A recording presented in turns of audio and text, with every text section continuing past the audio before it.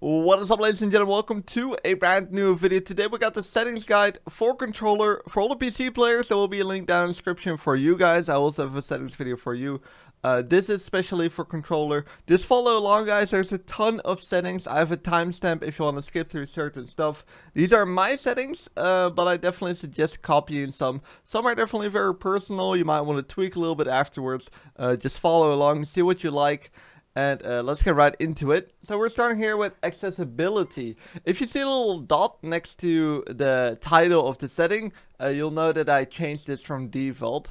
So there's a little dot here. There's not a dot on the menu narration.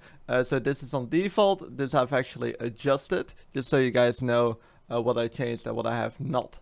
So subtitles off. I mean, these are not very interesting settings. Do with them whatever you like. They're not gonna make the game feel better or worse. Brightness, I have to set to 60. If you come to my stream, you're like, hey, this looks kind of nice. I'm gonna copy your brightness. You can copy it. However, on my monitor, the brightness looks a lot different, and I guarantee you, it's the same for you. So copying brightness never really makes sense. I usually run a 60% brightness on every game though.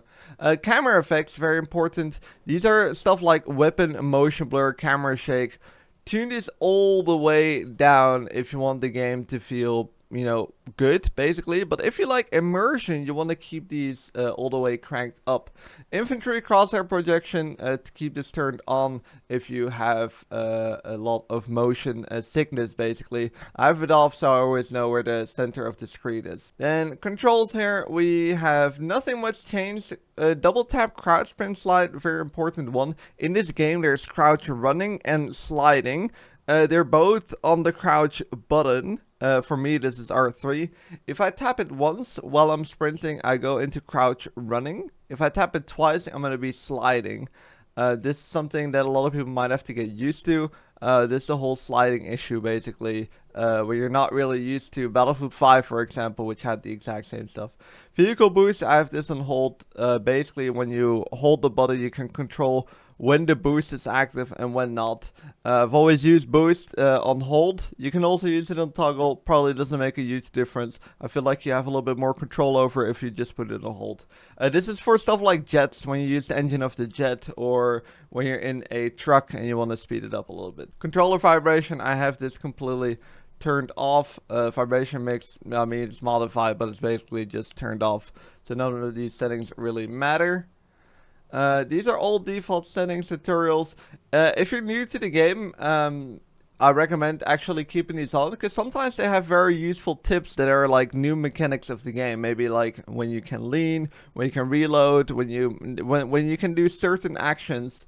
I always recommend actually to keep these on in the very beginning of a game, and then slowly you're like, okay, I get it now. Then you turn them off. Going to gameplay settings here. This is the same for the jet, by the way. So we don't really have to go over that. Some of these settings, you'll see they're copied a lot over different places through the settings. But I'm going to be skipping them if that's the case. I've already talked about it. Infantry aim sensitivity. Your aim sensitivity is literally where you look, so not when you're zoomed in. This might be a little bit confusing. This is kind of your natural sensitivity. I have put this on 90. It's quite on the high side. But I quite like it. My zoom sensitivity is much lower than this though. Here are the same settings that we already talked about. Vehicle aim sensitivity, the exact same. This is for when you put your, when you have an input mouse in your console, which you can do, by the way. I don't have these settings changed because I'm not planning to use my mouse and keyboard on a console itself. But if you plan to do that, you need to adjust these type of settings. Aircraft control, I put this all the way up to 100. I think it makes you respond faster in choppers and jets. So I put these at 100.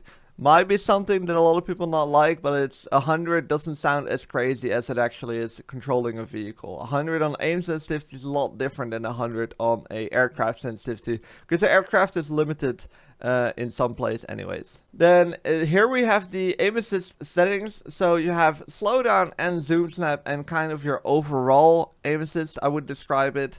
Important to know, zoom snap, I have it both turned off on the vehicle and the infantry. It basically takes over for you. So I don't think it's very useful to have because it ruins your muscle memory, especially if you're trying to get better at this game. So be sure to turn zoom snap off.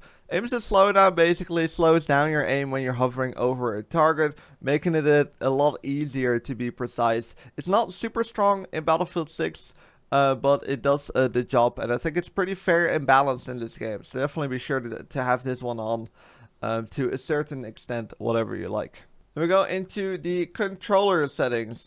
Starting here with the modification. This is sensitivity. Field of view, I have this turned all the way up to 120. If you struggle with eyesight, be sure to tune this down a little bit lower. Field of view should be as high as it possibly can go until you can't really see your enemies that well anymore. There's some really good players that run low field of view. There's some really good players that run high FOV. Uniform infantry aiming, definitely recommend to keep this on.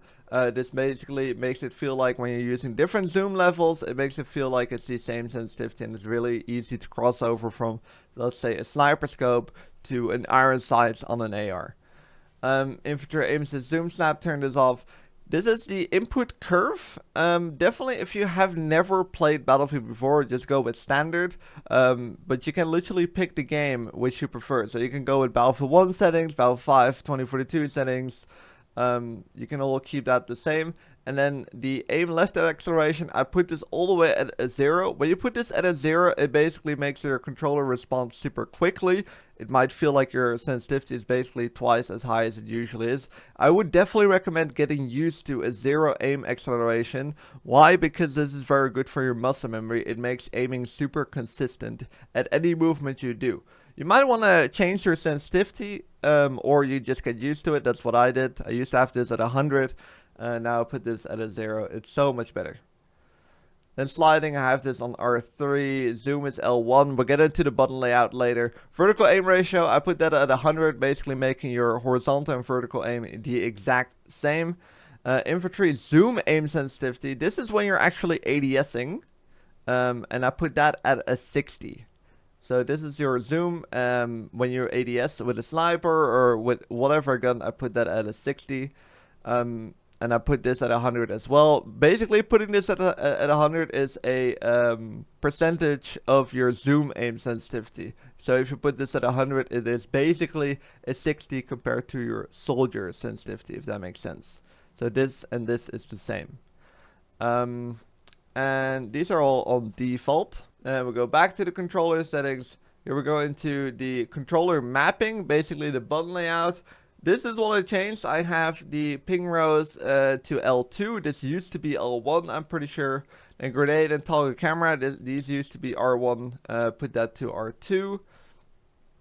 The rest is all default. I have back buttons, so jump is for me the back button. It's also X, so that doesn't make a huge difference. And here, crouch and prone is R3, which also is sliding. If I tap crouch once, I'm going into crouch running. If I tap it twice, I slide. So there's a lot of things happening on my R3 button, but you can all have control over each movement depending on how fast you tap it, what you're doing at the time.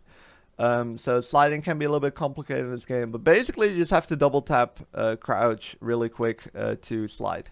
Fire zoom, I changed that from L2 to L1, and fire is from R2 to R1. I feel like the buttons respond a lot faster to the triggers, so that's the reason. Knifing, I had to put that on 0 or 0 circle because that was on R3 before. Don't think I changed anything here. I'll quickly go through it. Nothing is changed right there. Then back to the controller settings. Ground vehicle settings, these are sensitivity stuff, which you probably have already seen. Field of view of a vehicle, put that all the way up. This basically gives you more awareness of what's going on around you when you're in the third person view. I always recommend putting this on 83. I did the same stuff here that I put for zooming basically on infantry. So I got the 90 for the aim, then I have 60 for zooming. So these are all like kind of the same as you would with infantry. And of course I put these on Battlefield 5 input curves. If you're coming from this game, it's going to feel super natural. Aim acceleration, definitely put that on 0 again. Here's the zoom snap sensitivity, put all the way down.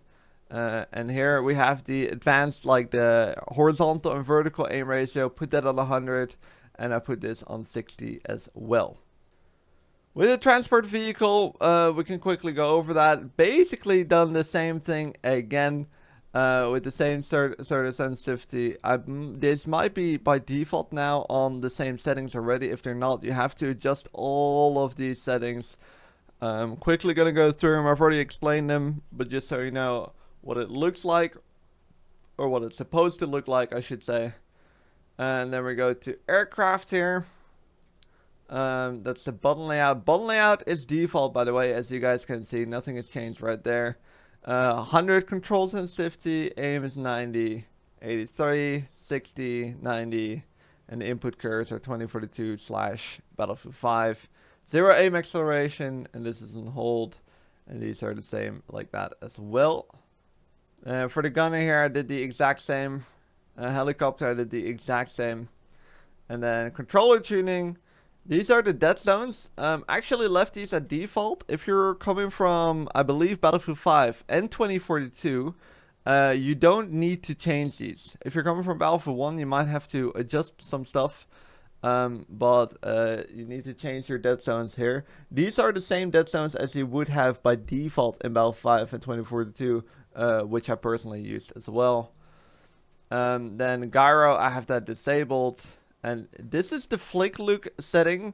Basically, if you enable this, you can do a 180 degree flick, which sounds very nice. I don't think there will be a lot of moments where this is actually going to be useful, and it's quite disorientating.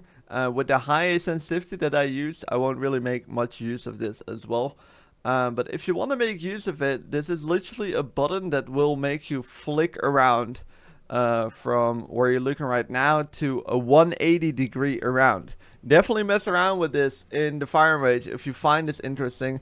I think this just messes up your muscle memory too much, and there won't be too much of a purpose to it, because you have to set a separate bind for this. But it could be interesting, definitely, to look into. But so you know, I'll have these on default. So here at graphics, we have the performance mode. This is where you want to enable that. I'm not sure if this is available on the normal PlayStation 5. I'm on the PlayStation 5 Pro.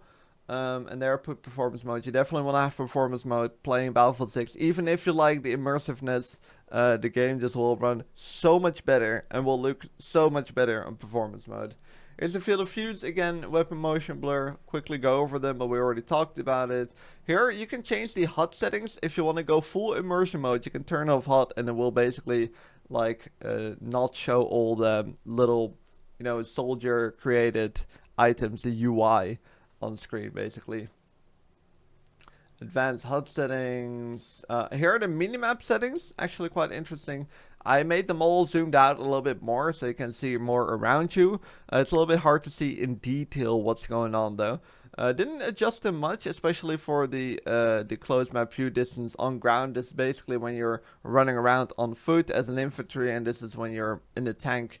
I think having a little bit more zoomed out view is actually quite good. However, you cannot make the minimap size that much bigger. This is all where you can change the kill feed as well. Squad and nearby is actually probably the most useful setting you can have by default. This is what gives you the most useful information. And so these are the minimap settings that I have, and the rest I think is all on the default settings here. Then crosshair indicators, quickly gonna go through that. This is what I turned off. Here you can change colors of your hit indicator, so that this could be your hit marker, but it could also be your crosshair color if you want to change all those type of things in the game. This is where you can change that. Very useful, especially if you're struggling with the colors they have in the game by default. This is the chat. I put it on hide. You can enable this if you want to see what's going on in the chat. I find it annoying sometimes, so I just put this on hide. Let's go into audio settings, audio mix. I put high dynamics, music volume is tuned down a little bit. I have voice chat disabled.